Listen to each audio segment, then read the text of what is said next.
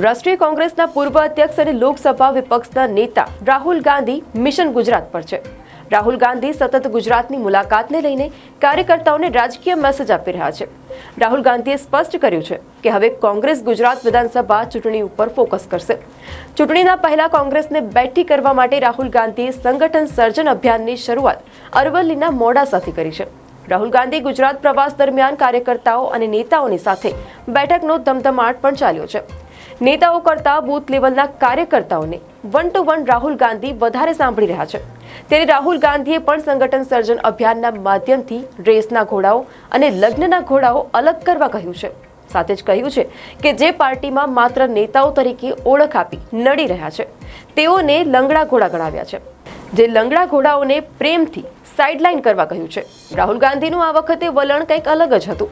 આવા આક્રમક વલણથી ગુજરાત કોંગ્રેસના કેટલાક નેતાઓના ધબકારા વધી રહ્યા છે. મોટા ભાગે બધાના મનમાં એક જ ડર સતાવી રહ્યો છે. કદાચ ગમે તે સમયે કોઈનો પણ વારો પડી શકે છે.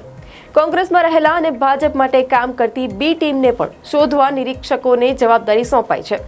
રાહુલ ગાંધીએ સ્પષ્ટ મેસેજ આપ્યો છે કે જે કામ કરશે તે આગળ આવશે અને જે માત્ર નેતાગીરી કરશે તેઓને બહારનો રસ્તો બતાવી દેવામાં આવશે.